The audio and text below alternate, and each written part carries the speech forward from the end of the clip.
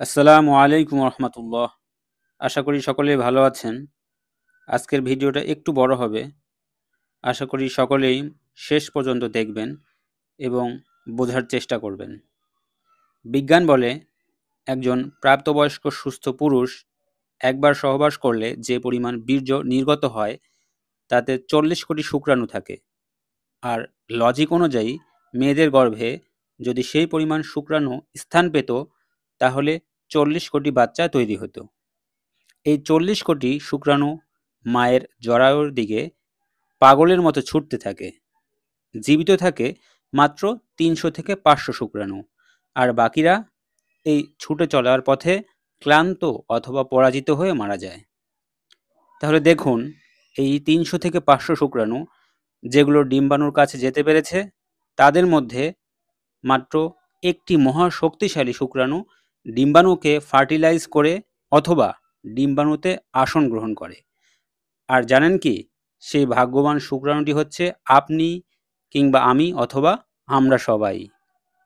কখনো কি এই মহাযুদ্ধের কথা একবারও মাথায় এনেছেন? আপনি যখন দৌড় দিয়েছিলেন তখন ছিল না কোনো চোখ, হাত, পা, মুখ, তবুও আপনি জিতেছিলেন।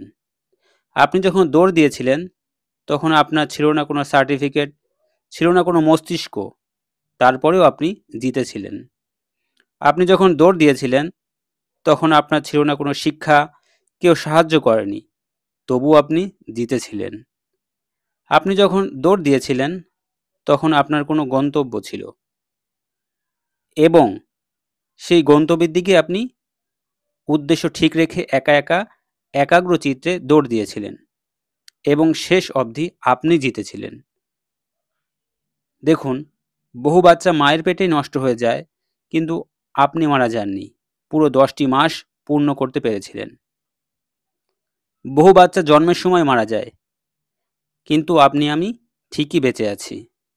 বহু বাচ্চা জন্মের প্রথম 5 বছরেই মারা যায়, কিন্তু আমি আপনি এখনো বেঁচে আছি। অনেক শিশু অপুষ্টিতে মারা যায়, অ্যাক্সিডেন্টে মারা যায়, কিন্তু দেখুন আমি আপনি এখনো বেঁচে আছি। বড় হওয়ার পথে অনেকেই দুনিয়া থেকে বিদায় নিয়েছে, কিন্তু আমরা তো নেইনি।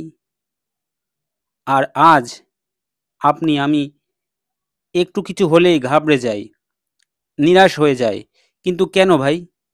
কেন ভাবছেন যে আপনি হেরে গিয়েছেন? কেন আপনি আত্মবিশ্বাস হারিয়ে ফেলছেন? এখন আপনার বন্ধু আছে, ভাই আছে, বোন আছে, মা আছে, বাবা আছে, সার্টিফিকেট আছে, সব কিছুই তো আছে আপনার।